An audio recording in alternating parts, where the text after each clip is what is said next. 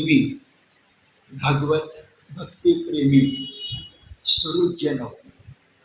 आपण या चातुर्मासाच्या निमित्तानं जे भागवत पुराण निरूपण आणि मुख्यतः भगवद्गीतेच्या संदर्भात भगवद्गीतेचा अनुसरण ठेवून अशी जी भूमिका घेतली आहे त्याच्यामधलं आजचं निरूपण हे 10वं आहे. त्याच्यापूर्वी अगदी 9 निरूपणं झाली आहेत. 10वं निरूपण चाललंय आणि आपला स्कंद चाललाय 5वा. एकूण स्कंद 12 आहेत. त्यातला दशम स्कंद आणि एकादशी स्कंद सगळ्यात महत्त्वाचे आहे. त्या 10च्या आधी जे 9 स्कंद असतात त्यातला 5वा स्कंद आपला संपत आलाय. ज्या जडभरताची कथा आपण आत्ता बघणार आहोत, मागे सुरू केली होती, ती कथा झाल्यानंतर एक भवाटवी, हा टवी म्हणजे अरण्य, भव म्हणजे संसार, या संसाराला अरण्याची, जंगलाची उपमाच नव्हे तर रूपक केलेलं आहे. आणि त्या रूपकाच्या दृष्टिकोनातून काही चांगली मांडणी केली आहे. ती 5व्या स्कंदाच्या अखेरी येते, जडभरताच्या कथेच्या नंतर येते. तेवढे झालं की 5वा स्कंद संपू शकेल. आज आपण या जडभरताच्या, ऋषी भरताच्या अशा कथेपाशी आहोत असं लक्षामध्ये येईल. अनुसंधान जोडून घ्यायचं तर गेल्या निरूपणाच्या वेळेला आपण पाहिलं होतं की आपला जो राजर्षी भरत आहे, मुळात तो राजा भरत आहे. 10,000 वर्ष त्यानं उत्तम प्रकारे राज्य केलं. नंतर मुलांच्याकडे राज्यकारभार सोपवला आणि तो पुलाहाश्रम, जसं नैमिषारण्य आहे तसं पुलाहाश्रम या ठिकाणी तो तपश्चर्या करीत राहिला. मुख्यतः त्यानं सूर्योपासना केली. सूर्याचं तेज आपल्याला मिळावं म्हणून सूर्यनारायणाला विनंती केली, विनवणी केली. आणि अशा वेळेला त्याच्या जीवनात एक प्रसंग घडला. तो म्हणजे तो सूर्योपासना करत असताना, सूर्याला अर्घ्य देत असताना त्याला अचानकपणे एका हरणाच्या शावक, पारस, गर्भ त्याचं रक्षण करण्याचं काम पालक म्हणून स्वीकारावं लागलं. इथं गेल्या 9व्या निरूपणाचा शेवट होता. ते अनुसंधान घेऊन पुढे जाऊया. काय काय होतंय बरं तर पुलाहाश्रमात ऋषी भरत, तो जड भरत अजून व्हायचा आहे. ऋषी भरत एके दिवशी सकाळी गंडकी नदीमध्ये स्नान करून, नदीचं नाव पण आहे पण मागं तुम्हाला म्हटलं होतं की तुम्ही अगदी गुगलवर जाऊन सुद्धा गंडकी नदीच्या काठी तो पुलाहाश्रम कुठे आहे ते आजही शोध घ्यायचा प्रयत्न करा. सापडलं तर चांगली गोष्ट, कारण नैमिषारण्याला जितकं महत्व आहे तितकंच पुलाहाश्रमाला सुद्धा महत्व आहे. पुलह हे नाव, आश्रम पोटापैकी मिसळ, पुलाहाश्रम. त्या गंडकी नदीच्या पात्रात उभं राहून तो सूर्याची उपासना करत असताना एक हरिणी तहानेनं व्याकुळ होऊन त्या गंडकी नदीच्या किनाऱ्यावर पाणी प्यायला आली. पाणी पिऊन तिची तहान पुरी व्हायच्या पूर्वीच एका सिंहाची गर्जना दोघांच्याही कानावर पडली, त्या हरिणीच्या पण आणि भरताच्या पण. ती गर्जनाच अशी होती, सिंह गर्जना, ते कुणाच्याही छातीमध्ये धडकी भरावी. हरिणी तर घाबरली, बावरली. तिनं निम्म्यावर सोडलं आणि सिंहापासून आपलं रक्षण करण्यासाठी या तीरावरती पाणी पित होती. सिंह मागून येतोय तेव्हा या तीरावरून पहिल्या तीराला आपण उडी मारून गेलो, हरिण उडी मारू शकतं, जसं आपण गेलो तर जीव वाचेल म्हणून प्राण रक्षणासाठी जीवाच्या आकांतानं त्या हरिणीनं सगळी शक्ती एकवटून उडी मारली स्वतःचे प्राण वाचवायला. पण यावेळेला तिला जे श्रम झाले, त्यावेळी ती गर्भवती होती.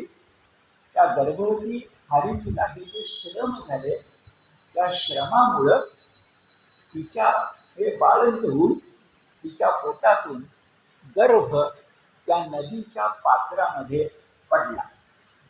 गर्भ ते छोटं हरिण शावक, बालक म्हणता येणार नाही, कारण बालक आपण माणसाला म्हणतो, पण हरिण शावक हे पाण्यामध्ये पडलं. ती कावरी बावरी झाली होती, स्वतःचे प्राण वाचवायचे होते. काय घडलं काय तिला कळलं असेल, पण शेवटी ती माता आहे, आई आहे. पण त्याचा विचार करण्यापेक्षा आपले प्राण वाचवायला त्याने उडी मारली पलीकडे आणि ती निघून गेली. हे जे हरिण शावक होतं, छोटा जीव होता, गर्भ होता, तो त्या नदीच्या पात्रामध्ये पडला आणि नदीच्या पात्राबरोबर पाण्याबरोबर वाहायला लागला. अर्घ्य देणाऱ्या आणि गंडकी नदीच्या मध्यात उभ्या असणाऱ्या त्या भरताच्या त्या लक्षामध्ये आलं. त्याने विचार केला, त्या वाहत्या पाण्याबरोबर हा जर हरिणीचा गर्भ हे शावक वाहत गेलं काय होईल? ते पाण्यावर वाहत जाईल, कुठेतरी किनाऱ्याला लागेल, गर्भच आहे ते, त्याला जीव आहे पण रक्षण करणं शक्य नाही आहे. मासे सुद्धा खाऊन टाकली त्याला, मृत्यू ओढवेल त्याचा, कोण त्याचं रक्षण करणार? हरिणी असती तर माता म्हणजे आपल्या अर्भकाचं रक्षण केलं असतं. पण आता ती नसल्यामुळं ते पारस ओळख झालंय. मग अनाथाचा नाथ होणं हे आपल्यासारख्या ऋषीचं, तपश्चर्या करणाऱ्या तपस्व्याचं कर्तव्य नाही का? आणि म्हणून भरताच्या मनात चलबिचल झाली आणि तो विचार करायला लागला की राहू दे बाजूला सगळं, ही सूर्योपासना पण राहू दे, हे जे पारस आहे त्या पारसाला मी वाचवलं पाहिजे. आणि म्हणून त्याने त्या पारसाला पाण्यातून वर उचललं, आपल्या हातामध्ये घेतलं आणि त्याला वाचवायचं म्हणून पूजा अर्धवट टाकून तो आपल्या आश्रमाकडे, झोपडीकडे परत आला.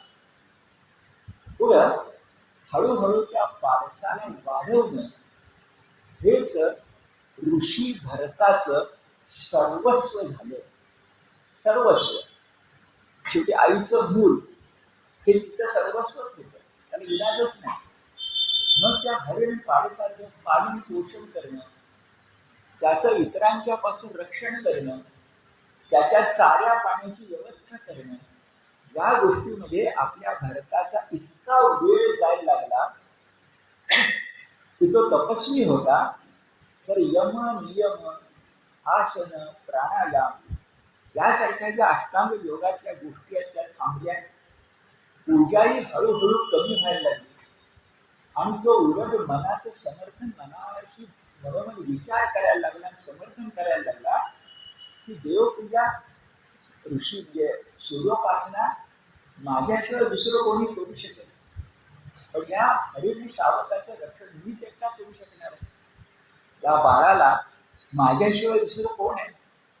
या अनाथाचा नाथ होणं हे माझं कर्तव्य आहे. आणि अशा स्थितीमध्ये या पारसाचं आई बाप मीच आहे.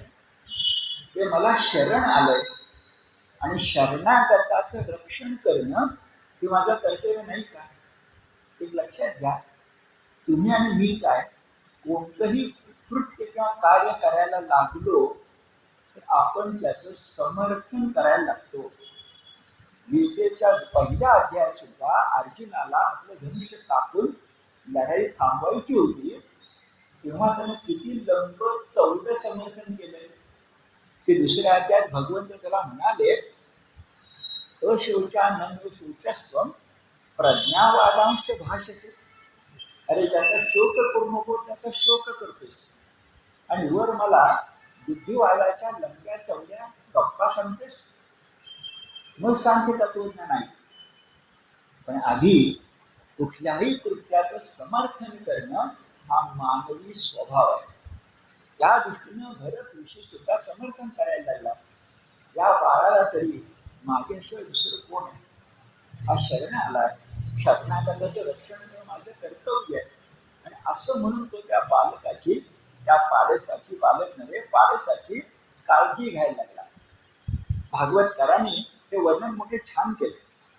कशी काळजी घ्यायला लागला तर सूर्योपासना नदीच्या पात्रामध्ये उभं राहिलं. पण यज्ञ करायचं म्हटलं तर समिधा हव्या, दर्भ हवे, फुलं हवी, अन्न पूजेला. मग दर्भ, समिधा, फुलं ही गोळा करायला वनात जाताना सुद्धा त्या पाडसाला बरोबर घेऊन ऋषीनं जायला सुरुवात केली. मूळ जसं आईच्या कडेवर शोभतं तसं पाडस आणि भरत यांची स्थिती झाली. बरोबर घेऊन जायला लागला. ध्यान धारण्याकडे बसला तर मध्येच विचलित व्हायला लागला.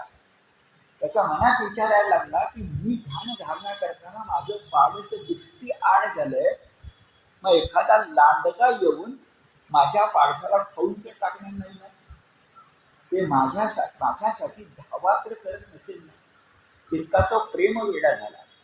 इतका प्रेम वेडा झाला की समजा ते हरीने शाहूच्या काही काळ नजरे आड झालं. अगोदर लांडग्याची शंका आणि नंतर अचानक वर्णन छान आहे. अचानक चंद्राकडे नजर गेली तर चंद्रावर हरणासारखा डाग दिसायला लागला. मग त्याच्या मनात विचार आला की माझंच हरिण शावर चंद्रावरच जाऊन बसलं नाही ना, आणि समजा चंद्रावर बसलं असलं तर तिथून कमी मिळवणार कसं. मन चिंती ते वैरी न चिंती. माता आणि बालक यांचा संबंध भागवतकारांनी किती छान टिपलाय बघा. आणि मग यमनियम राहिले, पूजा राहिली, व्रतवैकल्य राहिली, ध्यानधारणा राहिली, तपश्चर्या राहिली, सगळं राहिलं आणि तो पूर्णपणे त्याच्यामध्ये गुंतून गेला. तो हरिणमय झाला, हरिमय राहिला नाही. हे शब्द महत्वाचे. हरिण आणि हरी दोन्ही शब्द सारखेच वाटतात, पण एक आहे भौतिक, एक आहे पारमार्थिक. तर हरिणमय झाला, हरिमय राहिला नाही, आणि म्हणून त्याला या जन्मात मोक्ष मिळाला नाही. काय झालं बघूया. पण प्रश्न आपल्या मनामध्ये असा येईल की त्यानं केलं हे चूक केलं का. आपण त्याच्या जागी असतो, आपण काय केलं असतं. जर आपण चांगले सत्प्रवृत्त माणूस असू तर आपण हेच केलं असतं ना. मग त्याला चूक कसं म्हणायचं. आणि त्याला चूक केली नव्हती तर त्याला मोक्ष न मिळता पुनर्जन्म, पुढचा जन्म का मिळाला. या देव तरी दयाळू आहे का. भूत दया करणं ही वाईट आहे का. चांगली गोष्ट आहे. मग चांगली गोष्ट केल्याबद्दल वाईट शिक्षा काय देवाचा नियम आणि न्याय आहे बरं. असा प्रश्न तुमच्या माझ्या मनात येईल. पण त्याला उत्तर असं आहे की सेवाभाव चांगलाच आहे, दया बुद्धी चांगलीच आहे, ती करायलाच पाहिजे. फक्त ती करताना ममत्व नसलं पाहिजे, आसक्ती नसली पाहिजे. हे गीता आपल्याला शिकवतं, हे भागवत आपल्याला शिकवतं. हे शब्द असे बघा की तुमचा सेवाभाव सर्वोत्तम पाहिजे. कसा तो सर्वोत्तम होईल. जर त्यात ममत्व भाव नसला तर. ममत्व, मी. खरं काय आहे, गीता काय सांगते. निमित्त मात्रम भव सव्यसाचिन. आपण साधी साधनं आहोत, उपकरण आहोत. आपण कोणीच नाही आहे. त्याच्या ओठावर मुरली आहे, ती मुरली आपण आहोत. छिद्र आपल्याला पडली आहे, पण त्यात फुंकर मारून कोणते ध्वनी निर्माण करायचे हे तो मुरलीधर ठरवणार आहे.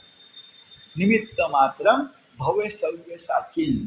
पण मुरलीला जर वाटायला लागलं की माझ्यामुळे त्याला मुरलीधर म्हणतात, समजा मी नसते कसं मुरलीधर म्हटलं असतं, कशी गाई गुरं आली असती, कसं गोकुळ वृंदावन मंत्रमुग्ध झालं असतं माझ्यामुळे.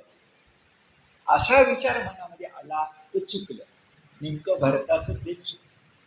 जरा बाहेर जाऊन तुम्हाला सांगतो की याच विषयावर एक अतिशय उत्तम मराठीतलं खंडकाव्य, खंडकाव्य, महाकाव्य नव्हे, स्फुटकाव्य नव्हे, खंडकाव्य. त्या खंडकाव्याचं नाव मृगावर्त असं आहे. छोटं आहे, 40-50 पानाचं, उत्तम आहे. तुम्हाला जर ते मिळालं ग्रंथालयात तर वाचा. नाव मृगावर्त. कवी आहेत आपल्यापासून जवळ असणाऱ्या बेळगाव मधले मागच्या पिढीतले म्हणजे माझे गुरु शोभतील अशा पिढीतले, नाव त्यांचं क्रू ब निकुंब. क्रू ब निकुंब. त्यांनी कवी म्हणून ते फार मोठे, मी जशा शांता शेळके तसे क्रू ब निकुंब. त्यांनी मृगावर्त नावाचे खंड काढले. ते याच कथेवर आहे. जमलं तर वाचा. नाव छान दिले, मृगावर्त. आवर्त आणि प्रत्यावर्त हे मोसमी वारे म्हणून आपल्याला माहिती आहे. पण आवर्त शब्दाचा अर्थ वादळ असा आहे. आवर्त म्हणजे वादळ. एका मृगानं राजर्षीच्या मनामध्ये जे वादळ उठवलं म्हणून नाव दिलं मृगावर्त. मराठीत एक चांगलं खंडकाव्य, सुंदर खंडकाव्य अशी त्याची स्थिती आहे. ते याच कथेवर आहे आणि मोठं छान आहे. ते पाठ्यपुस्तक म्हणून शिवाजी विद्यापीठात होतं आणि मी ते शिकवल्याचे मला आठवतं. आणि शिकवलं असल्यामुळे मला पक्क माहिती आहे की ते एक चांगले खंडकाव्य आहे, म्हणून मी त्याचा संदर्भ आता देतो. आता भारताची अवस्था काय झाली तर भूतदया सर्वोत्तम खरी, पण त्यात त्याचं ममत्व चिकटलं आणि अशा प्रकारे त्या हरिण शावकाला लहानाचं मोठं करता करताच भारताची मृत्यू घटिका जवळ आली. या जन्मात शेवट आला आणि त्या जन्माच्या अखेरी त्याचं मन हरिणमय होतं, हरिमय नव्हतं. अजामिळाची कथा नंतर येणार आहे. त्या अजामिळाचं मन शेवटच्या घटकेला नारायणमय झालं. आपल्या मुलाला नाव मारताना नारायणमय झालं आणि त्याचा उद्धार झाला. त्याला न्यायला यमदूत आले तर विष्णुदूत पण आले आणि दोघांच्यात भांडण लागलं की हा कुणाच्या मालकीचा. म्हणजे शेवटी नुसतं नाव घेतलं तरी हरिमय होतो आणि आयुष्य हरीसाठी खर्च करून शेवट मात्र हरिणमय झाला की गडबड होते. म्हणून तुकोबा म्हणाले, शेवटचा दिस गोड व्हावा. अशा स्थितीमध्ये हरिणमय झाला तो असल्यामुळं संस्कृत वाक्य आहे, या अंते मतीही सा गतीही भवेत. या अंतिमती, अखेरचा श्वास टाकताना किंवा घेताना जी तुमची बुद्धी आहे, मती, सा एव गती, त्या बुद्धीनुसार गती मिळणार. गती म्हणजे पुढचा जन्म. हरिमय असता वैकुंठ, हरिणमय असता, मुद्दाम सांगितलंय, एवढा मोठा राजर्षी भरत पुढच्या जन्मात हरिण झाला. मनुष्य जन्म सुद्धा नाही. 84 लक्ष योनीनंतर मिळणारा मनुष्य जन्म नाही. 84 लक्ष जन्मातला योनीतला एक जन्म हरिण. पण भागवतकार सांगतात त्याचं सुदैव असं की या जन्मात आणि पुढे जे जन्म घ्यावेले त्या जन्मात सुद्धा आपलं काय चुकलं, म्हणजे राजर्षी भरत म्हणून असताना आपलं काय चुकलं हे त्याला स्मरण होतं. आता मागच्या जन्मात काय चुकलं याचं स्मरण असेल तर या जन्मामध्ये दुरुस्त होण्याची शक्यता आहे. यासाठीच भगवद्गीता सांगते की शुचीनाम श्रीमताम देहे योग भ्रष्टो भी जायते. ते शुचीनाम ग्रह का बरं, तर तो योग भ्रष्ट आहे, त्याला मागचं आठवलं पाहिजे की नको. आठवलं तर सुधारण्याची संधी आहे. हा जो भरत होता त्याला मागचं आठवत होतं. त्याला आठवत होतं की आपण एवढे मोठे राजे होतो, आपण राजर्षी होतो, आपण सूर्याचे मोठे भक्त होतो.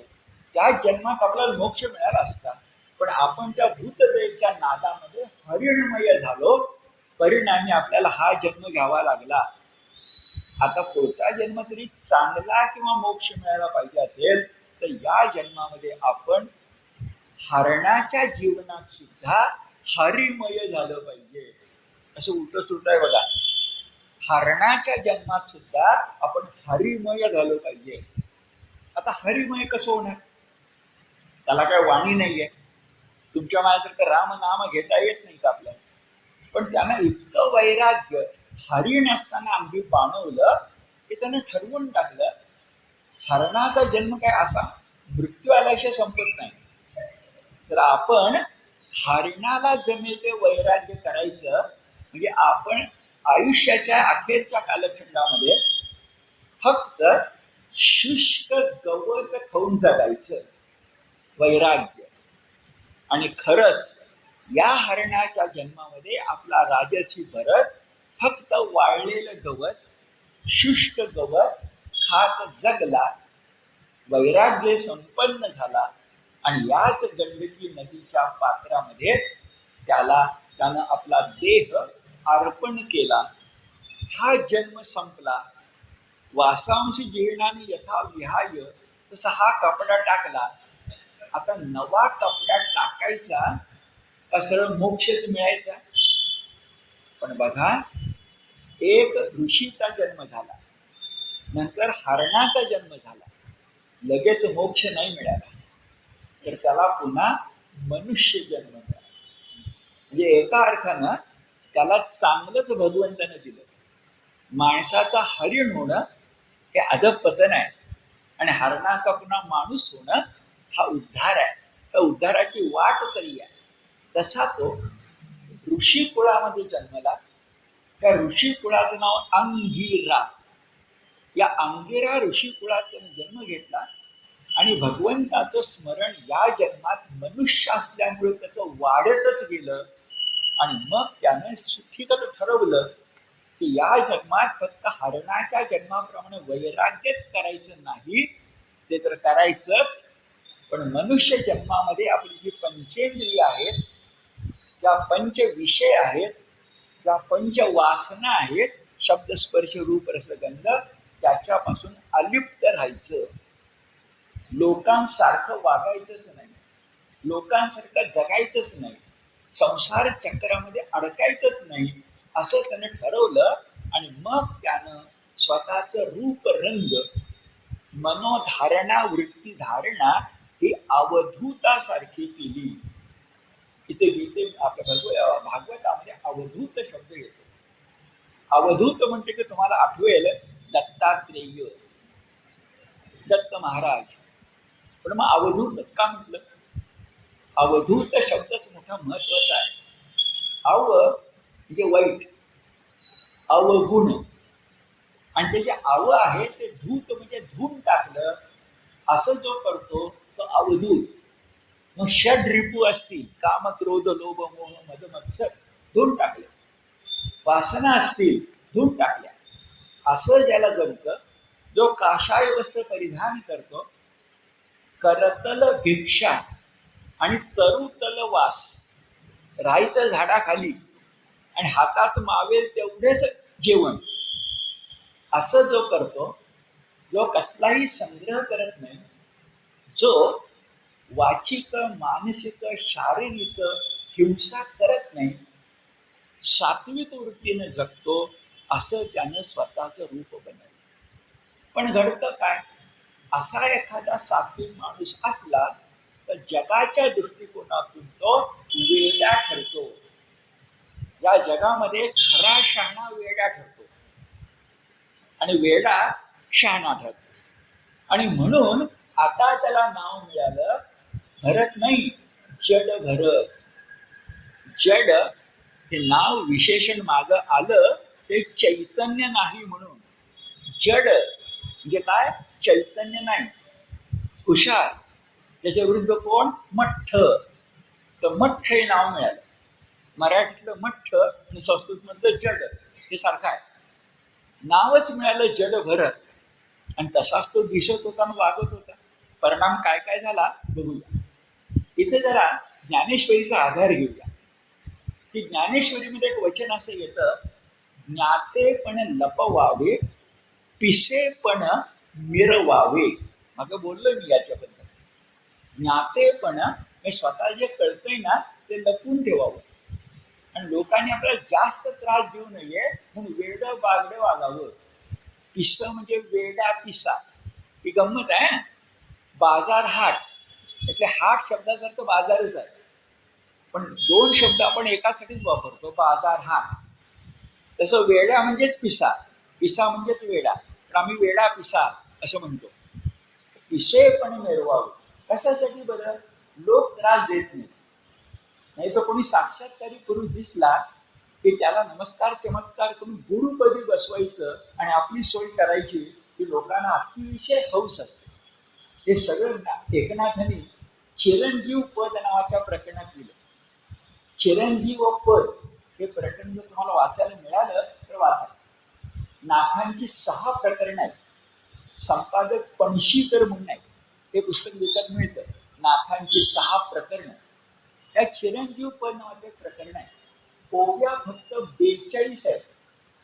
पण मी सांगतो त्या 42 ओव्या इतक्या चांगल्या आहेत की सगळ्या प्रापंचिकांनी आपल्या मनावर कोरून ठेवाव्या. सत्व रज तम म्हणजे नेमकं काय, आणि प्रापंचिकांनी परमार्थमय होण्यासाठी काय करावं, हे संसारात राहून संत कसं व्हायचं, याचं जर तुम्हाला वस्तुपाठ पाहिजे असेल, मार्गदर्शन पाहिजे असेल, तर फक्त 42 होया. नाव चिरंजीव पद.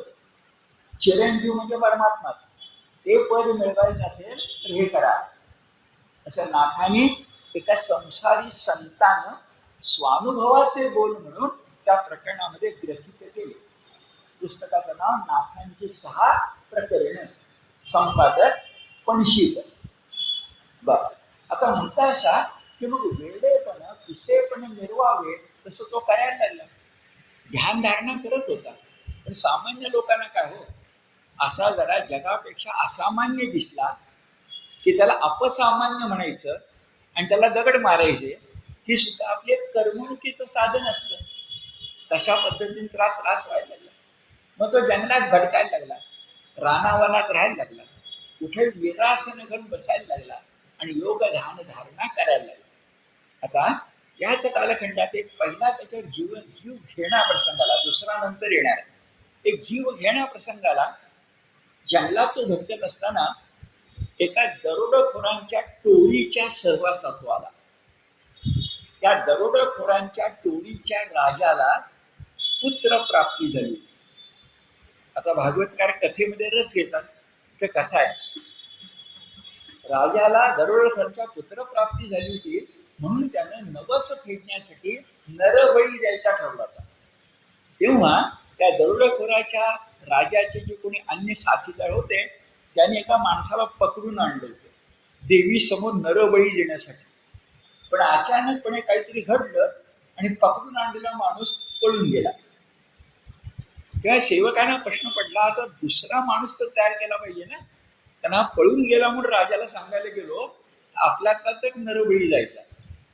आपण सगळे वाचायला पाहिजे असलो तर एकाला कोणाला पकडून आणलं पाहिजे. म्हणून ते शोधाशोध करायला लागले. आणि त्यांच्या नशिबानं एका शेतामध्ये विरासन घेऊन योग धारणा करणारा आमचा जड भरत त्यांना दिसला. ते म्हणाले देवच पावला. त्याने त्याला पकडलं. तर त्या दरोडेखोरांच्या राजाला काय हा नाही तर तो, त्या जड भरताला पकडून आणलं. आणि भागवतकार वर्णन करतात की त्याला दोरी बांधून पकडून आणलं, राजासमोर उभं केलं. आता त्याचा बळी द्यायचा म्हणून त्याला स्नान घातलं, वस्त्र अलंकार केळे माळा असं अर्पण करून त्याला सुशोभित केलं आणि त्या देवी समोर घेऊन बसवलं. आता भागवतकार तुमच्या मायासाठी सांगतात, ही देवी होती पण दरोडेखोरांची पूजा करणारी होती. दरोडेखोर हिची पूजा करतात, पण शेवटी देवी होती ना. त्या देवीने डोळे उघडून बघितलं तर समोर तो बळी आणलाय त्याची लक्षणं वेगळीच आहेत. आणि त्या बळीला मारण्यासाठी हातामध्ये तलवार घेऊन तो दरोडेखोरांचा राजा उभा आहे, त्याची लक्षणं वेगळीच आहेत. बळी जाणाऱ्याची लक्षणं वेगळी आणि बळी देणाऱ्याची लक्षणं वेगळी. बळी जाणाऱ्याची लक्षणं काय बरं, तर तो शांत दिसतोय, आत्मज्ञानी दिसतोय, सर्वांचा मित्र दिसतोय, जडभरत. आणि बळी देणारा जो राजा आहे दरोडेखोरांचा, तो कसा दिसतोय, दुराचरणी, हिंसक आणि उन्मत्त. मग दुराचरणी हिंसक उन्मत्ताकडून शांत आत्मज्ञानी आणि सर्व मित्र विश्वमित्र जगन्मित्राचा बळी आपण घेणं हे आपल्याला शोभा देतं का? म्हणून आपण बळी जरा बदलला पाहिजे. याचा बळी न घेता त्या राजाचाच बळी घेतला पाहिजे. म्हणून भागवतकार म्हणतात देवी प्रसन्न झाली, पण राजाला प्रसन्न झाली नाही, राजा समोर प्रसन्न झाली आणि त्यानं जडभरताला सोडून दिलं आणि बळी पाहिजे, नवस फेडायचा आहे म्हणून त्या दरोडेखोरांच्या राजाचाच बळी घेतला. परिणामी आमच्या जडभरताची सुटका झाली. जे मोठं मरणाचं संकट ओढवलं होतं ते पहिलं संपलं. पण काय असतं, या जगामध्ये जे खरी आत्मज्ञानी, शांत, अहिंसक, चांगली माणसं असतात ना, त्यांचे शत्रू जास्त असतात आणि ते विनाकारण असतात. तशा प्रकारे या जडभरत तिथून निघाला, भटकत राहिला, तपश्चर्या करत राहिला. परत आणखीन एक संकट आलं. ते संकट काय, तर सिंधू सौवीर नावाचा देश, सिंधू नदी, सिंधू सौवीर नावाचा देश, तिथल्या राजाचं नाव रहुगण.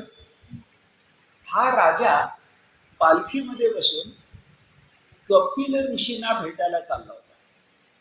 कपिल आठवतात का बघा, देवहूती नावाच्या आपल्या आईला ज्यांनी सांख्य तत्वज्ञान सांगितलं, जे 24 अवतारापैकी एक आहे, 10 नाही 24 अवतारापैकी एक आहेत, ते कपिल, कपिल मुनी.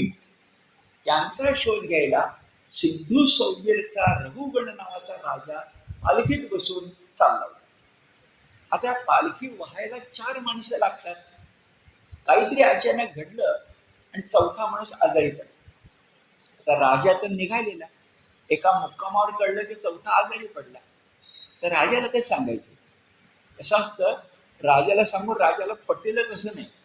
राजा असला की त्याचा लोभ आणि क्रोध हे कल्पनेपलीकडचे असतात. हे कधी रागावतील हे कळत नाही आणि कधी लोभावतील हे पण कळत नाही. म्हणून त्यांनी विचार केला की राजाला काय सांगायला नको, आपण जरा भटकूया आणि चौथा माणूस मिळतोय का बघूया. म्हणून पालखी मुक्कामावर असेल, पहाट झाली, आता निघायचं पुढं. तर राजाच्या नकळत पहाटे झुंझुंज झाल्यानंतर त्या तिघांनी, त्या बाकीच्याने पालखीचा चौथा भुई शोधायचं ठरवलं आणि भटकता भटकता त्या नेहमीच्याच पद्धतीनं आमचा जडभरत भेटला. कोणी नाही तर जडभरत. जडभरताला त्यांनी विचारलं, येतोस का? तर कोणालाच नाही म्हणायचं नाही. अवधूत ना, येतो म्हणाला. काय काम? पालखी व्हायची. चौथा भुई म्हणून त्यांना पालखी व्हायला सुरुवात केली. आता भागवतकार वर्णन करतात, पालखी वाहताना चौघांनी एकाच गतीनं चालावं लागतं. चढ असला तरी आणि उतार असला तरी. त्यातला एक जर अडखळत चालला तर पालखीला हिसके बसणार, पण अडखळत चालत बरोबर नाही. हा जडभरात मधून अडखळायला लागला. तर बाकीच्या ठिकाणी विचारलं, काय वेळावेळी आहेस की काय? अरे राजा बसल्यावर सगळ्यांची तू उडकी उडवेल, काय चाललंय तुझं? त्या जडभरतानं शांतपणे उत्तर दिलं, काय करू म्हणाला. चालता चालता वाटेमध्ये मुंग्या येत आहेत, छोटे छोटे कीटक येत आहेत. माझा पाय जर त्यांच्यावर पडला तर अहिंसकाच्या ठिकाणी हिंसक होईल मी, म्हणून त्यांना चुकवून जर आम्ही पाय टाकतोय, त्याच्यामध्ये माझं चालणं अडखळत होत आहे आणि हिसके बसतात, मी तरी काय करू. असा दोघांचा संवाद चालला होता. किंवा रघुगणाला संवाद नाही ऐकू गेला, पण हिसके बसताय ते मात्र जाणवलं. आणि त्यानं रागाने विचारलं, अरे काय नेहमीच भूल आहेत का, कोण आहे, अशी कशी चालवत आहे? मग तो संतापून बोलायला लागला. बाकीचे 3 भोई आपली तातडी बचावण्यासाठी म्हणाले, आम्ही नेहमीची जाऊ, पण हा नवखा आहे आणि याच्यामुळे आम्हाला त्रास होतो. हे ऐकलं राजा चिडला आणि पालखीत बसल्या बसल्या त्यानं त्या चौथ्या भिडूला, चौथ्या भोईला बसल्या बसल्या बोलायला सुरुवात केली. वर्णन मोठं छान आहे. प्रथम टोचून बोलायला सुरुवात केली, काही परिणाम नाही. मग जरा रागावून बोलायला सुरुवात केली, काही परिणाम नाही. नंतर पालखीतून उतरला राजा खाली आणि त्या चौथ्याला मारायचं तेवढं ठेवलं, ते मारायच्या आधी बोलायला सुरुवात केली, तरी शांत. राजाला प्रश्न पडला, मी राजा आहे, इतका मी संतापलोय, माझ्यासमोर कोणाची उभं राहायची प्राज्ञा नाही, ना कोण आहे त्रिसिंगराव? आज समोर उभा राहिला, इतकं मी चिडलोय, आधी टोचून बोललो, छगमीपणानं बोललो, काय अक्कल विकल असली तर ती काही दिसतच नाहीये. आता रागावून बोलतो तरी कळत नाहीये. आणि म्हणून तो त्याच्या अंगावर धावून गेला तरी आहे शांतच. मग त्याचा उलटा परिणाम झाला. राजाला आतापर्यंत हे बघूनच माहिती नव्हतं की राजा रागावल्यानंतर समोरची माणसं थरथर कापतात, हा काहीच करत नाही. मग उलटा परिणाम म्हणून राजाने त्याला विचारलं, बाबा तू आहेस कोण? आता वर्णन आहे, आहेस कोण? आणि पटकन म्हणाला, अरे तू दिसतोस अवधूतासारखा, तर खरंच तो अवधूत नाहीस ना. आणि पुढचा प्रश्न मोठा छान आहे, आणि नाहीतर मला सांग, ज्याच्या शोधासाठी मी चाललोय तो तू कपिल मुनी तर नाहीस ना. किती अडचण होते बघा. एवढा पालखीतनं प्रवास करून राजा निघालाय ज्याच्या शोधार्थ. कोलंबस निघालाय भारताच्या शोधार्थ, मिळते अमेरिका, त्यालाच भारत म्हणतोय. तशाच पद्धतीने मी निघालोय कपिल मुनीच्या शोधार्थ, तो तर तू नाहीस ना. म्हणजे आत्ता जर अशा प्रकारे बोललोय, हे सगळं आठवलं कपिल मुनीला, किती वर्ष तपास तेव्हा करावी लागेल तेव्हा आपल्याला सांगते तत्वज्ञान कळेल. त्यानं घाबरून विचारलं, तू कपिल मुनी तर नाहीस ना. तेव्हा शांतपणे जडभर म्हणाला, नाही नाही, मी कपिल मुनी नाही. मग तू कोण आहेस? तेव्हा विलक्षण उत्तर मिळालं, मी कोण आहे यापेक्षा तू कोण आहेस हे मी तुला सांगतो. आता राजाची अवस्था काय झाली असेल? सामान्य भुई, पालखी वाहणारा, वेडापिसा दिसणारा, आणि तो सांगतोय माझं नाव कशाला, तू कोण आहेस ते सांगतो. आणि तू कोण आहेस म्हणून जे काय सांगितलंय ते सगळं भगवद्गीतेतलं तत्वज्ञान. आणि त्या तत्वज्ञानाच्या पुढे आपल्या लक्षामध्ये असं येतं की त्या तत्वज्ञानाच्या पुढे, म्हणजे मी सांगतो त्याच्या पुढे त्याने एक महान मोठा प्रश्न विचारलाय की मी कष्ट करतो, कष्ट करतो म्हणजे मुळी उचलतो, लढाई करतो, हे कष्ट मी करतो, हे कष्ट मी करतो त्याचे श्रम मला जाणवतात. आणि तत्वज्ञानात तर म्हणतात ब्रह्म सत्यम जगन मिथ्या. मग माझे कष्ट सुद्धा मिथ्या झाले आणि मला कष्ट तर जाणवत आहेत. मग कष्ट जाणवत आहेत हे खोटं आहे, कष्ट हे खोटे आहेत, जे ब्रह्मसत्यम जगन मिथ्या हेच खोटं आहे का काहीतरी काय, हे नंतर येणार आहे. मी तुम्हाला सतत म्हणतो ना, गीता ही नाणेफेक बाजू आहे आणि भागवत दुसरी बाजू आहे. हा थोडंसं तत्वज्ञान आहे, गोष्टी झाल्या बऱ्याच, हा थोडंसं तत्वज्ञान आहे. माहिती सगळं तुम्हाला आहे, पण आपण त्याच्या लक्षामध्ये घेऊया. राजाला आमचा जडभरत म्हणतो, मी कोण आहे त्यापेक्षा तू कोण आहेस हे लक्षात घे. पहिली गोष्ट अशी की राजा एक ध्यानात घे, किती भगवद्गीता आहे बघा. राजा एक ध्यानामध्ये घे की कोणीही भूत मात्र घेतला, भूभव होणे, भूत मात्र घेतला मनुष्य प्राणी, तर प्रकृतीचे 3 गुण त्याच्यामध्ये असतातच, सत्व, रज आणि तम. पुढे सांगितलं या प्रकृतीपासूनच निर्माण झालेले 5 विषय आहेत. शब्द, स्पर्श, रूप, रस, गंध. या 5 विषयांचा स्वाद घेणारी पंचेंद्रिय आहेत.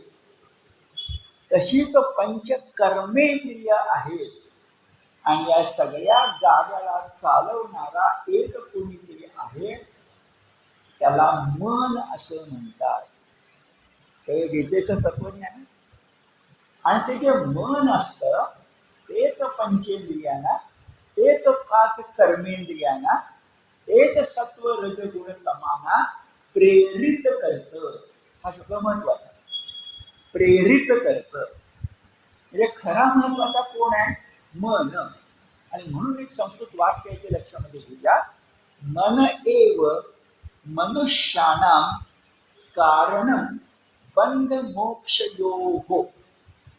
मन एव, मन हेच, मनुष्याणाम, षष्ठी आहे, मनुष्यांच्या बाबतीत, कारणम, कारण आहे कशासाठी? बंध मोक्षयोः. तुम्ही बंधनात पडून जन्म मृत्यूच्या चक्रात अडकणार का मनावर विजय मिळवून याच मनुष्य जन्मामध्ये मोक्ष मिळवणार हे तुमच्यावर अवलंबून आहे. मन एव मनुष्यानां कारणं बंध मोक्षयोः. मग तुकोबा म्हणतात मन करारे प्रसन्न सर्व सिद्धीचे कारण मोक्ष अथवा बंधन. हे तुकोबांचे शब्द. आणि विचार करा, दासबोध, आत्माराम याच्या खालोखाल महत्वाचा रामदासांचा ग्रंथ कोणता? मनाचे श्लोक. रामदासांनी सुरुवातच केली आहे, मना सज्जना भक्ती पंथेची जावे. रामदासांना पक्क माहिती आहे की मन दुर्जन आहे, पण दुर्जनाला दुर्जन म्हटलं तर कसं तुमचं ऐकेल? मग त्याला म्हणायचं सज्जन. मना सज्जना खुश होतो, भक्ती पंथेची जावे. तसंच तुकोबांचं आहे, मन करारे प्रसन्न. आपण विचार करूया, तुकोबा असं का म्हणाले नाही मन असावे प्रसन्न, असते प्रसन्न? नाही, मन करारे प्रसन्न. हे खरंच आहे, या मनाला ते फार द्वाड आहे, त्याला प्रसन्न करावं लागतं, आपोआप होतच नाही ते. मन एव मनुष्यानां कारणं बंध मोक्षयोः असं रहुगण राजाला आमच्या जडभरतानं पहिला उपदेश केला. पुढे सांगितलं की ह्या सगळ्या मनाला कशाचा मोह पडत असेल? बघा, गीता आणि भागवत एक. कशाचा मोह पडत असेल तर आसक्तीचा. हे आपण ध्यानात घेऊया. काम भावना ही वासनेकडे गेली तर वाईट आहे, पण काम भावना नियमात राहिली तर वंश सातत्याला उपयुक्त आहे. आसक्ती, लोभ नको. इच्छा जी आहे ती जर धर्म अर्थ काम मोक्षच्या चौकटीत असेल, चूक नाहीये, कारण तो राजस गुण आहे, सत्व नाही आहे, पण तमोगुण पण नाही आहे. आणि राजस हा सत्वगुणाचा मित्र असला तर उपयोगी आहे. नाहीतर मग साम्राज्य निर्माण होणार नाही, नाहीतर शेतामध्ये पीक येणार नाही. राजस हवंच. कुणाच्या मतीला? सात्विकाच्या. आंधळ आणि पांगळ कसं आहे, दोघे हवे. या दृष्टिकोनातून इथं सांगितलं की ते मन प्रेरणा देतं. याचं कारण काय बरं? आसक्ती. गीतेच्या भाषेमध्ये संग कसा असायला पाहिजे? मुक्त संगो नहंवादी दृत्युत्साह समन्विता. मग मुक्त संग असायला पाहिजे, निसंग असायला पाहिजे, संग रहित असायला पाहिजे, अनासक्त असायला पाहिजे, निष्काम असायला पाहिजे. गीता सांगते, भागवते तेच सांगते. आणि एकदा आसक्ती नष्ट केली, काय छान आहे बघा, आसक्ती नष्ट केली, मन काही करत नाही. मन काही करत नाही की पंचेंद्रिय पण काही करत नाही, किंवा वासना पण नाही. आणि तुकोबा सांगतात, जन्म घेणे लागे वासनेच्या संगे. आधी बोला ना, जन्म घेणे लागे वासनेच्या, भावना नव्हे वासना. जन्म घेणे लागे वासनेच्या संगे. तर आपल्याला ते जर तोडायचं असेल, मनाला पकडलं पाहिजे. मनाला नीट ठेवायचं असेल तर आसक्ती धरली पाहिजे. आणि दृष्टांत छान दिले या ठिकाणी. एखादा दिवा तेवत असतो, त्याच्यामध्ये वात असते. ती वात म्हणजे मन. ती वात जर कोरडी असेल तर दिवा पेटतो का? पण ती वात ओली होते, तेल येतं, तैल येतं, म्हणजे आसक्ती येते. आणि आसक्ती म्हणजे तैल जोपर्यंत त्या वातीमध्ये आहे तोपर्यंत दिवा पेटतो. आसक्ती गेली, तैल गेलं की दिवा मूळच्या पदाला जातो, म्हणजे लोप पावतो. आपण दिवा शांत झाला असं म्हणतो. खरं तर दिव्यात वात कायमच असते. मग शांत झाला म्हणजे काय झालं? तो तर दिसतो डोळ्याला. त्याला आसक्ती म्हणजे तैल चिकटलं तर उद्या दिव्याचा प्रकाश पडणार आहे. मनाला आसक्ती चिकटली की सृष्टीचं चक्र सुरू झालं. एवढं सगळं सांगितलं. हे सगळं ऐकल्यानंतर एक भागवताचा छान श्लोक आहे की या मनाला जिंकल्याशिवाय, हे राजा, मनाला जिंकल्याशिवाय हे राजा कुठल्याही परिस्थितीमध्ये तुला सृष्टी चक्र जे आहे जन्म मृत्यूचं चक्र आहे त्याच्यातून बाहेर पडता येणार नाही.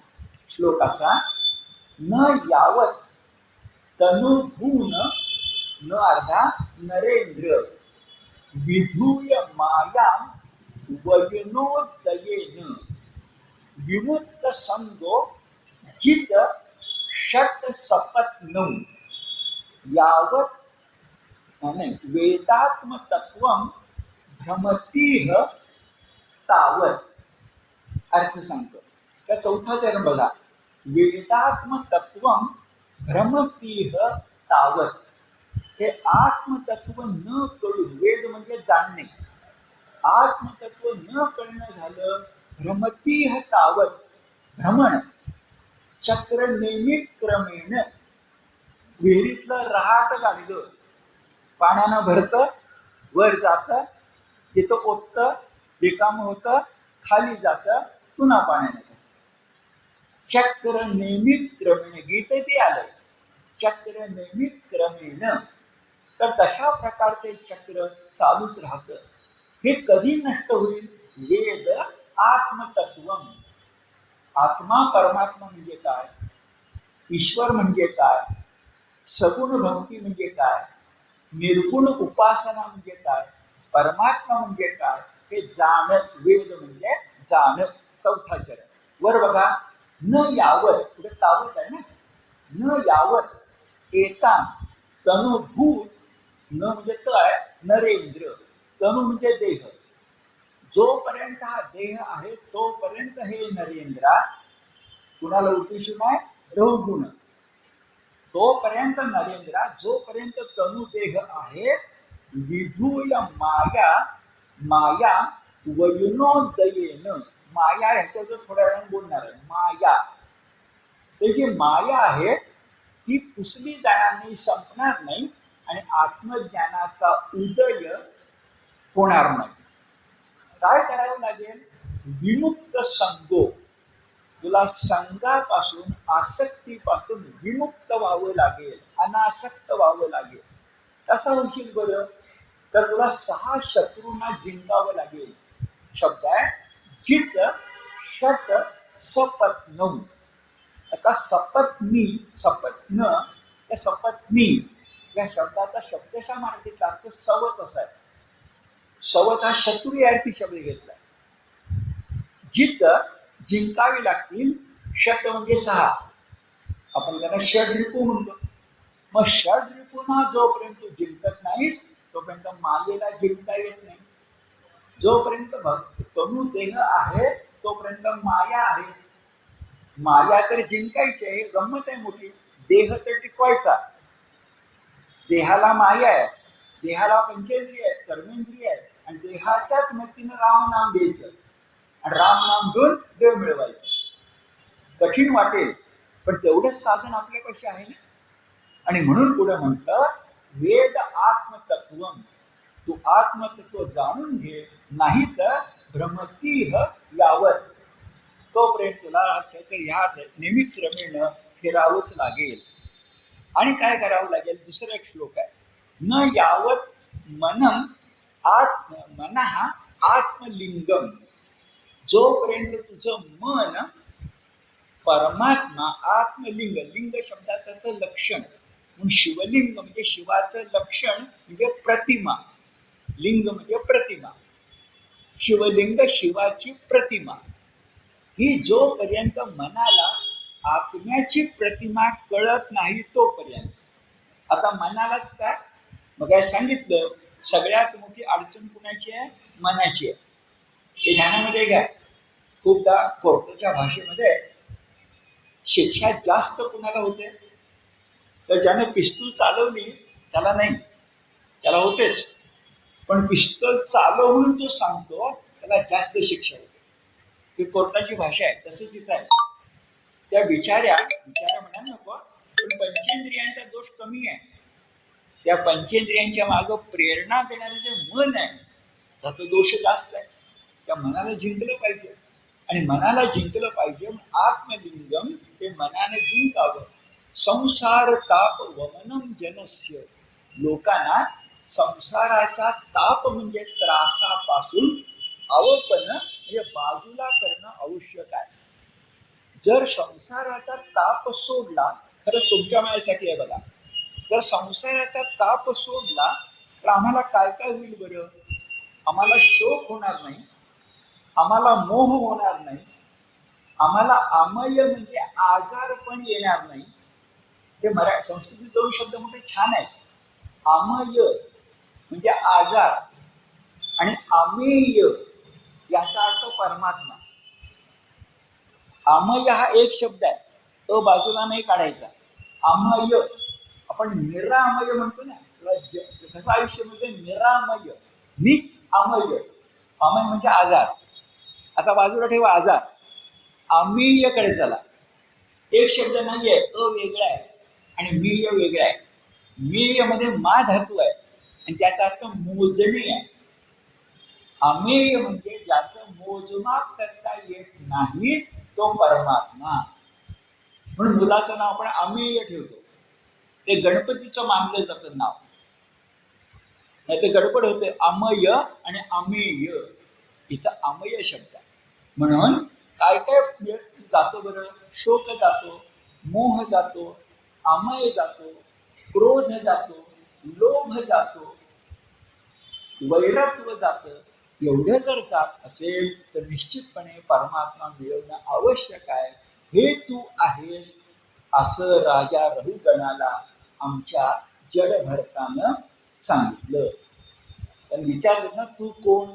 मी राहू दे, तू कोण हे आधी सांगतो. आता पुढचा प्रश्न मोठा छान आहे.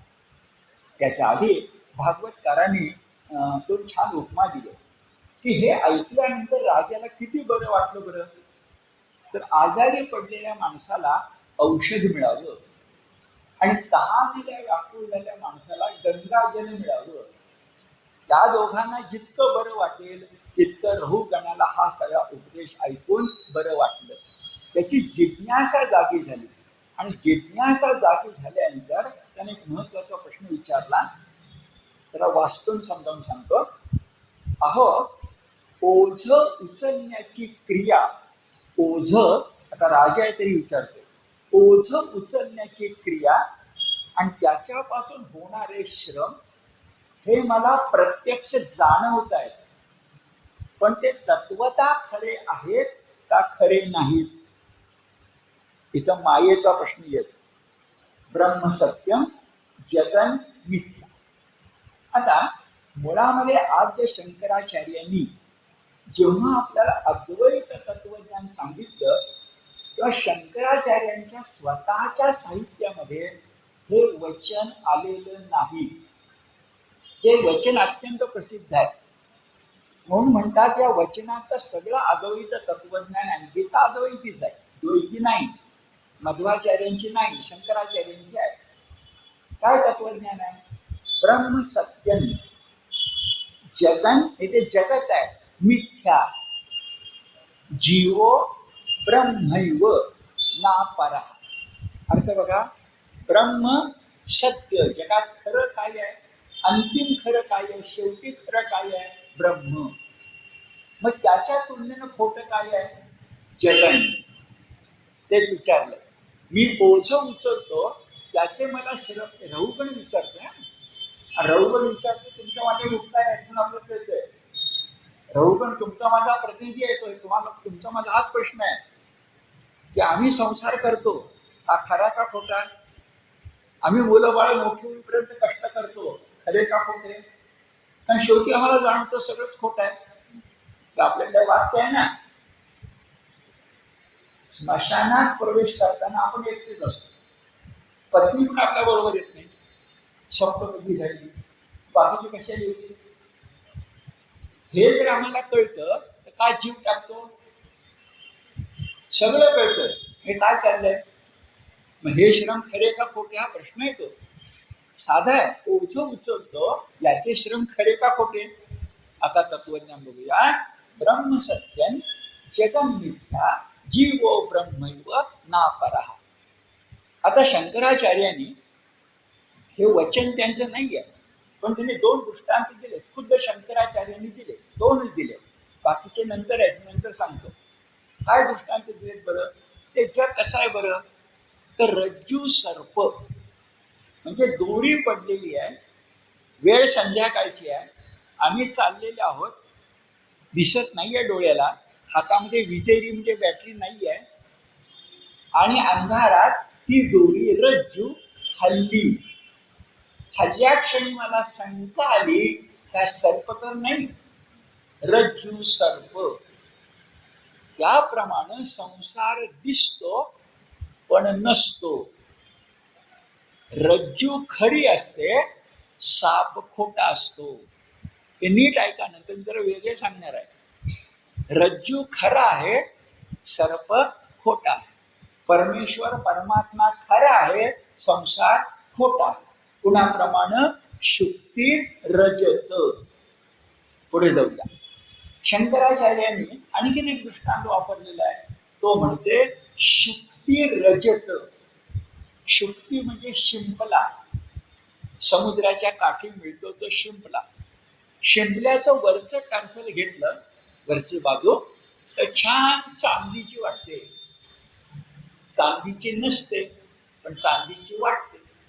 शिंपला जसा चांदीचा वाटतो, त्या पद्धतीनं विश्व वाटतं पण विश्व नसतं. जगन मिथ्या. मिथ्या म्हणजे खोटं.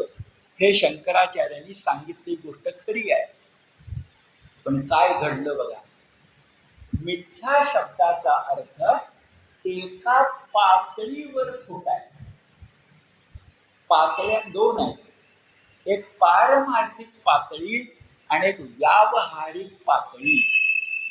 समुद्राच्या पाण्यात मी उतरलो तर समुद्राच्या लाटा, समुद्राचा विचार केला तर खोटे आहेत, पण माझा विचार केला तर खरे आहेत. कशात येते? अंतराळवीर वर गेला, अंतराळवीराच्या नजरेनं बघितलं तर पृथ्वी एक खरी आहे, भारत खरा नाही आहे. कारण त्याला भारत दिसत नाहीये, पृथ्वी दिसते आहे. भारत दिसत नाहीये, मग महाराष्ट्र दिसत नाहीये, नक्की पुणे दिसत नाहीये, त्यामध्ये गीताधर मंडळी दिसत नाहीये. चला, मिथ्या. चालेल. अंतराळवीराच्या नजरेप्रमाणे परमात्मा प्राप्त झालेल्या साधू संतांची नजर असते, तशी आपली आहे का? हे अंतिम टोक आहे, त्याला म्हणायचं परमार्थतः. आणि जोपर्यंत अंतराळात गेलो नाही तोपर्यंत पारमार्थिक सत्याच्या ठिकाणी व्यावहारिक सत्य सुद्धा स्वीकारलं पाहिजे. या दोन पातळ्या आहेत, स्तर आहेत. एका स्तरावरच्या माणसानं त्याच स्तराशी खेळलं पाहिजे, या स्तराच्या माणसानं या स्तराशी खेळलं पाहिजे. आपण मानतो का? मानत नाही. कुस्ती आमच्या वजन गटात खेळायचं, मग काही फार थोडा जरी बदल झाला तरी केवढा मोठा त्रास होतो याचा आपण अनुभव घेतलाय. तिथं असं म्हणायचं का ब्रह्म सत्यम जगन मिथ्या? बाहेर जायला सांगतील आपल्याला. आणि असं नाही शंकराचार्य म्हणालेले. पण घडलं काय, तर दृष्टांत हा वेगळा असतो आणि सिद्धांत हा वेगळा असतो. सिद्धांत कळावा म्हणून दृष्टांत देतात. रज्जू सर्प, शुक्ती रजत. असं मी दृष्टांत तुम्हाला देतो की तानाजी मालुसरे हे शिवाजी महाराजांचे उजवा हात होते. तुम्हाला काय कळायचं ते कळलं, पण एखादा मूर्ख उभा राहिला आणि म्हणाला, कळलं आम्हाला तानाजी मालुसरे शिवाजी महाराजांचे उजवा हात, म्हणजे बहुतेक शिवाजी महाराजांना स्वतःचा उजवा हात नसावा. तर तुम्हीच म्हणालात ना तानाजी मालुसरे उजवा हात म्हणून. आपण म्हणणार, अरे उजवा हात जे मी बोलतोय हे पारमार्थिक पातळीवर बोलतोय. कळावं तुला, उजवा हात जितका महत्वाचा असतो तितका तानाजी मालुसरे शिवाजी महाराजांच्या दृष्टीनं महत्वाचा आहे. पण व्यवहारता शिवाजी महाराज वेगळे आहेत आणि तानाजी वेगळे आहेत. आता हे कळण्यासाठी तुमच्या दृष्टांतांची सिद्धांतांची गफलत झाली आहे हे आपण लक्षामध्ये घेऊया. जे शंकराचार्यानं सुद्धा फक्त संन्यासी म्हणून आपण शिक्का जो मारतो तो कसा चुकीचा आहे. लोकमान्यांना शंकराचार्य खरे कळले, गीता रहस्याला शंकराचार्य खरे कळले, हे शांतपणे विचार केल्यानंतर कळले. मी तुम्हाला मिथ्या याचे 2 नमुने सांगतो. कोणता गोंधळ होतो आणि कोणता गोंधळ होत नाही हे तुम्हाला कळेल. मिथ्या म्हणजे काय बरं? खोटं. आता मी तुम्हाला काही उदाहरणे सांगतो ती पण खोटीच आहेत. बघा, मी जर म्हटलं मृगजळ, खोट आहे. शशशृंग, सशाची शिंग, खोटीच आहे. वंध्यापुत्र, खोटच आहे. गंधर्व नगर, आकाशात ढग असतात ना, ते आमचं गंधर्व नगर आहे, तुम्ही म्हणाला खोटच आहे. ख पुष्प, आकाशातलं फूल, खोटच आहे. ज्ञानेश्वरांनी मोठी गंमत केली आहे. किती खोट आहे सांगताना ते म्हणाले, देवाला, नीट ऐका, कासवीच्या तुपाचा नैवेद्य दाखवावा. देवाला कसला नैवेद्य दाखवावा? कासवीच्या तुपाचा. म्हणजे कासवीला अगोदर सस्तन प्राणी व्हायचं, मग ती दूध देणार, त्या दुधापासून तूप बनणार, त्या तुपापासून बाहुली बनवायची आणि नैवेद्य दाखवायचा. मिथ्या, हे ज्ञानेश्वर म्हणाले. आता हे सगळं मिथ्याच आहे. आणि दुसरं मी मिथ्या तुम्हाला सांगतो, काय बरं? तर बघा, कापूस आणि त्याच्यापासून बनलेलं वस्त्र, कापूस खरं, वस्त्र खोटं, मिथ्या, असं पुढे जायचं. मृत्तिका आणि घट, सोनं आणि अलंकार, सूर्य आणि किरण, समुद्र आणि लाटा, लाटा खोट्या, अलंकार खोटे, किरण खोटे, पृथ्वी खरी, माती खरी, घट खोटे, अंगावरचं शरीर खोटा, कापूस खरा. आता हेही खोट आहे आणि वरचंही खोट आहे. यांना एकत्र केलं तर काय घडेल? वरची जी उदाहरणं सांगितली त्यांना प्रातिभासिक म्हणतात, व्यावहारिक म्हणत नाहीत. मुळामध्ये आपल्या तत्वज्ञानात 3 स्तर मानले गेले, एक पारमार्थिक, एक व्यावहारिक आणि एक प्रातिभासिक. म्हणजे निखळ खोट, मृग जळ, शशशृंग, कासवीचं तूप, ख पुष्प, वंध्यापुत्र. प्रातिभासिक निरा, जे 100% खोट. आणि वरचं काय आहे? घट, पट, लाटा, किरण, अलंकार, एका पातळीवर खोट. हे सगळ्याच पातळ्यावर खोट, ते एका पातळीवर खोट. आणि कुठंच पातळी नसली की खरं काय आहे? पारमार्थिक. शंकराचार्यांनी 3 स्तर सांगितले, त्याला सत्तात्रय म्हणतात. आमच्या सांप्रदायिकांनी 3चे 2 केले, 3चे 2 केले आणि प्रातिभासिक आणि व्यावहारिक एकमेकांमध्ये मिसळून टाकलं. परिणाम काय झाला? ब्रह्मसत्यम जगन मिथ्या. मिथ्या म्हणजे सगळंच खोटं, व्यावहारिक पातळीवरही खोटं. एक तुम्हाला वेदांतातली प्रसिद्ध गोष्ट सांगतो, ज्यामुळे अधिक स्पष्ट होईल. जंगलामध्ये झाडाखाली ऋषी शंकराचार्यांचं तत्वज्ञान शिकवत होते. ब्रह्मसत्यम जगन मिथ्या, जीवो ब्रह्मैव ना परहा. शिष्याने सांगत होते, समजून घ्या, त्या जगात खरं काय आहे? ब्रह्म. सगळंच खोटं आहे. मी खोटा, तुम्ही खोटं, झाड खोटं, आकाश खोटं, सगळं खोटं. कुणाच्या तुलनेनं? ब्रह्माच्या तुलनेनं. पारमार्थिक वेळ, व्यावहारिक वेळ. पण भाषा काय झाली? ते खरं, बाकीचं खोटं. ब्रह्मसत्यम जगन मिथ्या. तेव्हा शिकता शिकता शिष्यानं कळत गेलं, गुरुजी फार चांगलं सांगतायत, ब्रह्मसत्यम जगन मिथ्या. एवढ्यामध्ये एक वाघ आला. डरकाळी फोडत.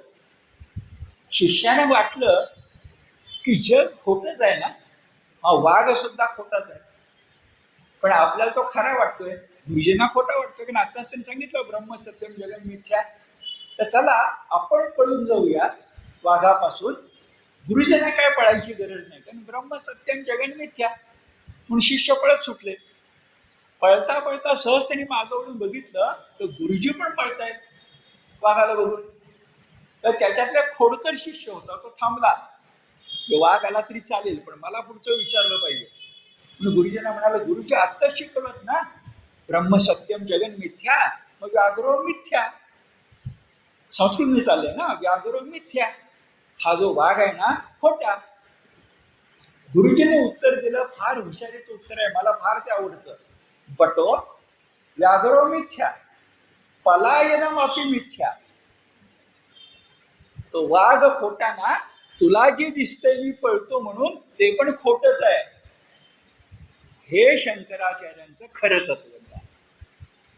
पळणं खोटं कसं आहे? पळणं तर खरं आहे, मग वाघ तरी कुठं खरं आहे? पळणं खोटं आहे, वाघही खोटच आहे. व्यावहारिक सत्य वेगळं आणि पारमार्थिक सत्य वेगळं. सत्तात्रय नव्हे, सत्तात्रय म्हणजे दोन, तीनाचे दोन करू नका. ते प्रातिभाषी सोडून द्या, ते कळण्यासाठी सांगितलं.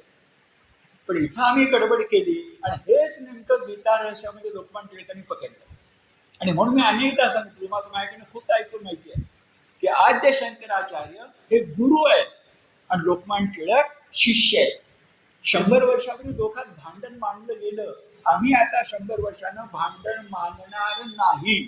आम्हाला कळलं काय ते सांप्रदायिक वेगळे आणि खरे शंकराचार्य वेगळे. शंकराचार्य वेगळे आणि शंकराचार्यांचे तथाकथित अनुयायी वेगळे. त्यातले जे विद्वान आहेत त्याबद्दल मला आदर आहे, नतमस्तक आहे. पण अनुयायी जर सांप्रदायिक भाषेत बोलत असतील आम्हाला मान्य. आम्ही शंकर भक्तच आहोत, शंकर भक्तच आहोत, पण टिळकांच्या परंपरेतले. हे उत्तर भागवतात दिलंय. हे उत्तर भगवत माझं बोलत नाहीये, भागवतात आहे, भगवद्गीतेत आहे. प्रश्न काय? ओझ उचलणं याचे श्रम खरे का खोटे? किती खरं आहे बघा. संसार करणं खरं का खोटं? व्यावहारिक पातळीवर खरं, पारमार्थिक पातळीवर खोटं. आणि खोटं म्हणून तर आता सांगितलं, स्मशानापर्यंत सगळे येतात, आत कोणीच येत नाही, बरोबर कोणीच येत नाही. हे जर ध्यानामध्ये आपण घेतलं तर तत्वज्ञानही आपल्याला नेमकं कळतं आणि व्यवहारही आपल्याला कळतो. आणि मग रामदास म्हणतात ते कळतं, त्याचा प्रपंच फाटका, त्याचा परमार्थ नेटका असू शकत नाही. का म्हणतात स्वतः संसार न करताना? रामदासांनी संसार केला होता का? दास डोंगरी राहतो, यात्रा देवाची पाहतो. जे चाफळा रामाच्या रामनवमीच्या उत्सवातही ते करतायत सगळं, पण रस नाही. दास डोंगरी राहतो, यात्रा देवाची पाहतो. कारण ब्रह्मसत्यम जगन मिथ्या. पण रामनवमी करायची नाही का? करायची. मी तुम्हाला सांगतो, या जगामध्ये प्रसन्नता टिकवण्याचा एकच उपाय आहे, तो म्हणजे भक्ती. नाही तर मन करारे प्रसन्न जमतच नाही. विचार करून बघा, तुमचं माझं मन खरं प्रसन्न ठेवायचं असेल तर देवाची भक्ती केली पाहिजे, तर ते खरं प्रसन्न राहतं. कोण काही करू दे नाही तर न करू दे, मी करणार आहे. भक्तियुक्त प्रसन्नता ही खरी. बर, मग हे सगळं मी आता तुम्हाला सांगितलं, हे त्याला सांगितलं गेलं. बघा, त्याचं उदाहरण सांगतो भागवतातलं. पृथ्वी सत्य आणि पृथ्वीपासून बनलेला छान उदाहरण आहे. घटही खोटा आणि मनुष्यही खोटा. हे भागवतात आहे. कोण सत्य? पृथ्वी सत्य. कोण खोट? हे पटेल आपल्याला, खोटं मडकं फुटतंय ना. पण मनुष्य खोटा म्हटलं तुम्हाला मला पटणार नाही. पण ध्यानात घ्या, कुंभारानं बनवलेलं बनवलेलं मडकं जसं पाणी साठवण्यासाठी उपयुक्त आहे, तसं तुमचा माझा देह सुद्धा या जन्मामध्ये नारायण मिळवायला पाहिजे म्हणून नरदेह दिला. मनुष्य देहाचे ज्ञाने सच्चिदानंद पदवी घेणे, एवढा अधिकार नारायणे कृपावलोकने दिधला. आम्हाला नराचा नारायण व्हायला पाहिजे म्हणून मनुष्य रूपी तर तिखट शब्द वापरतो, मडक देवानं दिलाय. आता तुम्हाला कळेल की त्या ठिकाणी स्मशानात मडकच का फोडतात. घटच आहे. अधिक बोललेला आवडत नाही म्हणून बोलत नाही.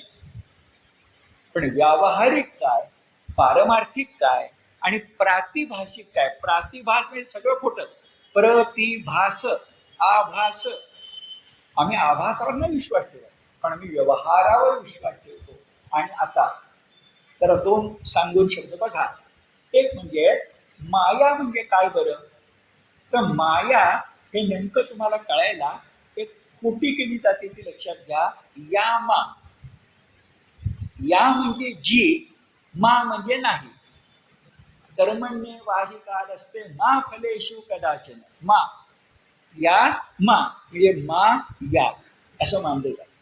दुसरं सांगितलं जातं ते फार महत्वाचं आहे की ती माया जी आहे ना ती खोटी नाही आहे. या मा नाही आहे, ती भगवंताची शक्ती आहे. आणि शक्ती दिसत नाही पण असते. मला तुम्ही म्हणालात उजवा हात उंच करा. मी माझा उजवा हात उंच केला, याला माझ्या शरीरातली ऊर्जा म्हणजे शक्ती खर्च झाली. ती तुम्हाला दिसतीये का मला दिसतीये. बर, ती खोटी म्हणणार का या मा. मग मी हात कसा काय वर केला. म्हणून ध्यानात घ्यायचं माया दुसरी तिसरी काही नसून भगवंताची शक्ती आहे. तो शक्तिमंत आहे. शक्ती नसेल माणूस नाही, माया नसेल परमात्मा नाही. कारण त्या परमात्म्याच्या मनात विचार आला ना, एकोहम बहुश्याम. मी एकटा आहे, एकाकी न रमते. मला काही बरं वाटत नाहीये, दुसरं निर्माण करूया. कुणाची मदत घेतली. प्रकृतीची म्हणजे मायेची म्हणजे शक्तीची, ती आहेच.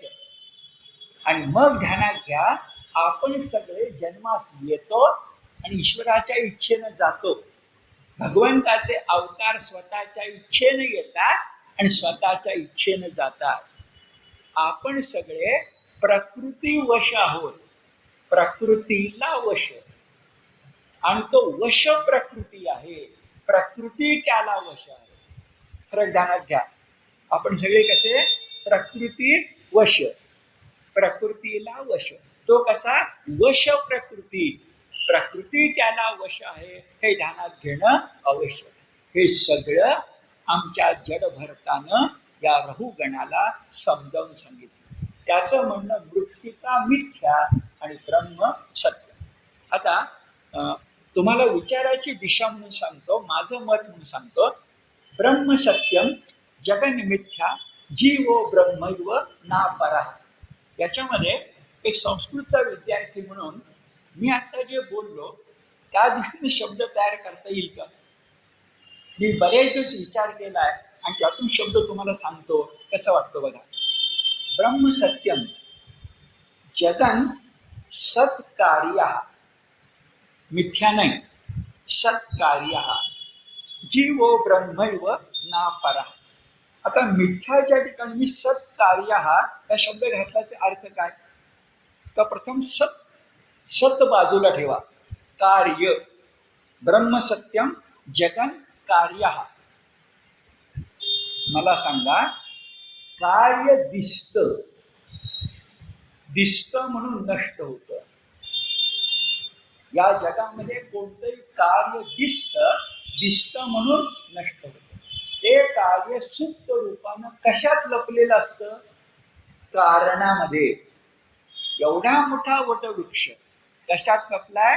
वट बीज. एवढी मोठी धान्याची रास लपली कुठं. जमिनीमध्ये. आम्ही जे पेरणी केली त्या दाण्यामध्ये. होती म्हणावं तर मगाशी नाही दिसली, आहे म्हणावं तर पूर्वी दिसली नाही म्हणून खोटी ठरली. या आहे नाहीच नेमका काय मुद्दा तरी काय आहे. दोन्ही खरं आहे, दोन पातळ्यावर खरं आहे. कार्य म्हणून ब्रह्म सत्यम जगन कार्य. पण मी फक्त कार्य म्हणत नाही, कारण हे जे कार्य आहे ना हे जगातल्या नेहमीच्या कार्यासारखं नाहीये. म्हणजे प्लास्टिक हा धातू नष्ट केला, त्या घट नष्ट केला, संपून जाणार आहे. ते कार्य, ती कृती नष्ट होणार आहे. तसे आम्ही नष्ट होणार नाही, तर आमच्यात एक अंश आहे, त्याला परमात्मा म्हणतात. म्हणून मी शब्द जोडला सत्कार्य. सत चित आनंद. त्या ब्रह्मानं असं कार्य निर्माण केलंय की ते म्हटलं तर व्यावहारिक दृष्ट्या सत आहे, पारमार्थिक दृष्ट्या असत आहे. संपलं. पण पारमार्थिक दृष्ट्या असतही नाही, ते सत आहे. दिसलं अंतराळ वेराळा पृथ्वी नाही म्हणून, पण अंतराळवीर पृथ्वीच्या वर आहे तो काही नाही, खाली आला की पृथ्वी आहे. तसं परमात्म्याचा अंश नाहीही आणि आहेही. आता भगवद्गीतेचं वचन बघा, मी भूत मात्रात आहेही, मी भूत मात्रात नाहीही. हे चमत्कारिक वाटणार आहे, पण चमत्कारिक वाटणं हेच वर्णन आहे, कारण परमात्मा चमत्कारिकच आहे. ज्याला नाव नाही, रूप नाही, अनुभूती नाही, आम्हाला येते पण तो नाही अनुभूतीला नीय मोजमापाला धरणारा, असा सगळा तो असल्यामुळं तो नेहमीच्या आमच्या द्विमिती भाषेमध्ये, त्रिमिती भाषेमध्ये सुद्धा बसणारा नाही. त्याला चतुर्मिती पाहिजे, पंचमिती पाहिजे. मिती म्हणजे दृष्टिकोन. असं सगळं आहे. हे रहुगणाला आमच्या यानं समजावलं. आता एवढं आपण पुढे करूया. पुढं छान आहे की भागवत हे भक्तीचं शास्त्र आहे, गीता तत्वज्ञानाचं शास्त्र आहे, भागवत भक्तीचं शास्त्र आहे. आणि म्हणून भवाटवी म्हणजे रूप, जे आपण नंतर बघणार आहोत. भव म्हणजे संसार, अटवी म्हणजे अरण्य. त्याच्या आधी सांगितलंय, रहुगणाला जडभरताने सांगितलंय, बाबा हे सगळं तत्व तुला जे मी सांगितलं ते वेद वाङ्मय वाचलंस तरी तुला येणार नाही. तुला गुरुच करावा लागेल, तुला संतालाच शरण जावं लागेल. कारण महत्वाचं वाक्य आहे, तप, यज्ञ, दान, अनुष्ठान, उपासना एवढ्यानं भागत नाही. संतांच्या चरणाचा रज लागतो, संतांची चरण धूळ लागते, गुरु लागतो, गुरु वचन लागतं. याचं कारण लक्षात घ्या, हा अनुभूतीचा विषय आहे, हा समजून घेण्याचा विषय नाही, उमजण्याचा विषय आहे. आणि गुरुच्या मतीशिवाय ते उमगत नाही. समजत पण उमगत नाही. आपलं नेहमी असंच होतं ना, सगळं समजतंय पण उमगत नाही. आईनं मुलाला सांगितलं की उमगतं, आणि वडिलांनी सांगितलं की समजतं. काही उपयोग होत नाही वडिलांनी सांगत. आईनं सांगितल्यानंतर मात्र त्याला उमगतं. किंवा शाळेतल्या बाईनी 5 वर्षापर्यंत शाळेतल्या बाई बोलते ते परमवाक्य. हे उमगणं जे आहे ते गुरुमुळं कळतं. आता चरणधुवी भाषा जरा अधिक आहे, पण सत्संग महत्वाचा आहे, असं रहुगणाला जडभरतानं सांगितलेलं आहे. असा जडभरत जडभरत आणखी म्हणाला, मी एवढं सगळं ऐकल्यानंतर रहुगण शेवट आला याचा. रहुगणाने विचारलं, एवढं सगळं तुझं आहे, मग असा वेडा बागडा कसा तू आमच्याकडे भुईमुंग कसा काय आलास? तेव्हा एका श्लोकात सांगितलंय, अहम पुराणा भरतो नाम राजा. रहुगण एकाचा सिंधू सौवीरचा राजा, भारताचा राजा होता. अहम पुरा भरतो नाम राजा. अरे पूर्वीच्या कालखंडात भरत नावाचा राजा होतो. किती चांगलं होतो, विमुक्त दृष्ट श्रुत संबंध. हा जीव आणि शिव यांचा संबंध काय हे मला दृष्टही होतं आणि श्रुतही होतं. मी ऐकलं पण होतं आणि अनुभवलं होतं, म्हणजे मी ज्ञानी होतो. आराधनम भगवत इह मानव. भगवंताची पूजा अर्चा सुद्धा मी छान करत होतो. मग अडचण कुठं आली? श्लोकाच्या 4थ्या भागामध्ये सांगितलंय, मृगो अभवम मृग संगात तदर्थ. मला मृगाची आसक्ती चिकटली म्हणून मी मृग झालो. जड भरत नंतरच पुरा नाम भरतो नाम राजा. तत्वज्ञ होतो, भगवत भक्त होतो, सगळं होतं. पण मृगो, जे मृग हा अभवम, भूतकाळ आहे. मी मृग झालो. का झालो? मृग संगात. हे लक्षात घ्या. वाईट माणसाची संगत तुम्हाला भिडले होते आणि सत्संग तुम्हाला घडवतो. संगती संग दोष हा. म्हणून मृग संगात मृगो अभवम, मी मृग झालो. तदर्थ, त्या अर्थामुळं इथं जडभरताची कथा संपली. कृप निकुंबांचं मृगावर खंडकाव्यही संपलं आणि आपलं आत्ताचं निरूपणही संपलं. याच्यानंतर सलग 2 शनिवार आपण सुट्टी घेणार आहोत. पुढचा शनिवार दिवाळीची तयारी करायची म्हणून, आणि त्या पुढचा शनिवार खुद्द दिवाळी आहे म्हणून. तर 2 शनिवार आपण सुट्टी घेऊया आणि सगळे पुन्हा 9 तारखेच्या शनिवारी भेटू. ठीक आहे. नमस्कार.